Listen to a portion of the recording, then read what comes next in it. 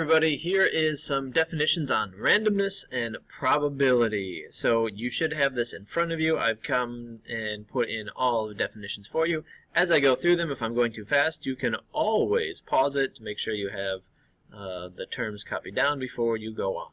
Alright, so our first term is simulation, and it says a small number of trials in an experiment, as in flipping a coin a few times. Now this number small is not like a 10, 20, 30. We could say as many as we need. So let's say you were actually doing an experiment by flipping a coin. So you'd flip a coin, you get heads, you write down that you got heads, right? And then you do tails, and you write down that you got tails. And you write down you got tails again. So we could do this 10, 15, 20, 30, 1,000 times if we need to. But simulation just means we're going to do some experiment, but we're not going to do every single possible because it would take forever and we couldn't actually flip a coin an infinite amount of times. So small is kind of relative. The next term we have is outcomes. The results after doing each experiment, as in getting heads or tails. So these are the outcomes, right? If you roll a dice, it's 1, 2, 3, 4, 5, or 6. Right? If you roll 2 dice, then it's the sum of them, and so on and so forth. Okay. An event is a simulation that has one or more outcomes. So that means flipping a coin one time is an event. Okay, so flipping a coin one time. Rolling a dice one time is an event. All right, a simple event is an event that only has one outcome. A compound event is an event that has more than one outcome. And then we have experimental and theoretical probability. Experimental probability is the probabilities based on the trials of the experiment. So what is the probability that you flipped a heads when you flipped a coin 20 times? Well, how many heads did you get divided by how many trials were there total? Okay, and theoretical probability is the probability that each outcome without actually doing the experiment. So we just say, what are the chances of getting a heads if you were to flip a coin? All right, so experimental and theoretical do not necessarily have to be the same number. They might be the same, but in most cases they will not be. They'll probably be close, however, if you do more and more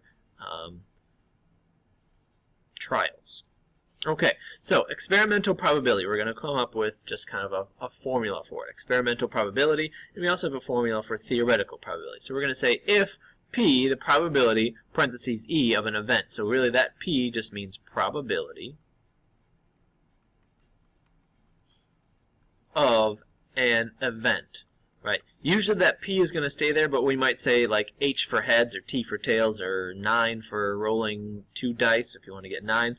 So if the probability of an event is representation of the probability of an event, then P of E is going to equal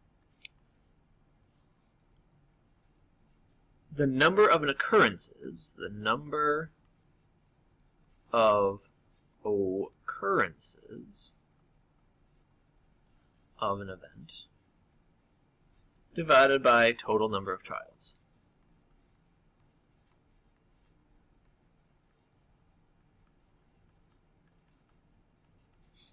Alright, so the number of occurrences divided by the total number of trials. So let's say you flip a coin 12 times and 9 are heads. What's the probability of heads? Well, that is going to be 9 out of 12. What's the probability of tails? Well, that's going to be 3 out of 12. Okay, so it's how many did you get divided by how many were there total. Okay, so that is for experimental probability. What about theoretical probability? Well, that's the same thing. P of E is going to equal the number of different ways, and I kind of ran out of room here, the event can occur divided by the total number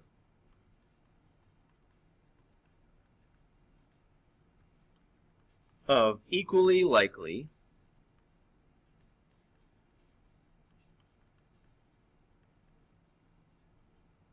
outcomes possible.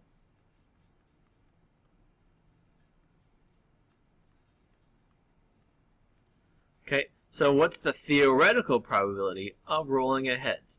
Well, or flipping a heads. There is a one way to get ahead, and there are two possible outcomes, right? What's the probability of a tails? Well, that's one way to get a tails out of two possibilities, right? If I'm rolling a dice, what's the probability of rolling a 5? Well, that is, there's one way to roll a 5 out of 6 possible dice rolls, or 6 possible sides on the dice. Okay, so theoretical is if you are just saying what, you don't actually have to do the experiment, you just say, if I were to do it, what are the chances that heads comes up if I'm flipping a coin? What the experimental probability says is if you actually do the experiment, how many heads did you get divided by how many times did you flip the coin. Okay? So, let's find the theoretical probability of rolling the sum of a 6 with a pair of dice. So let's do this by saying, let's say we have two different pairs of dice, and this is not a dice, this is actually a way of saying what numbers we have. So let's say we have a black dice, because I have a black marker right here, so I have 1, 2, 3, 4, 5, 6. Those are my outcomes. And then let's say we have a red dice. And let's say this is a 1, 2, 3, 4, 5, and 6, right? So this one would mean that I would get a 1 on the black dice and a 1 on the red dice. That's this dot. This dot is a 1 on the black dice and a 2 on the red dice. Okay, so how can we get 6 with a pair of dice? Well, I can't get 6 and a 0 because there are no zeros on dice. So we can get, let's see if I can use a different color here. Like this one right here would be one option. Roll 1 on the black and a 5 on the red, right? Or I could roll a 2 on the black and a 4 on the red. Or I could roll a 3 and a 3. Or I could roll a 4 on the black and a 2 on the red. Or a 5 on the black and 1 on the red, right? So I have 1, 2, 3, 4, 5.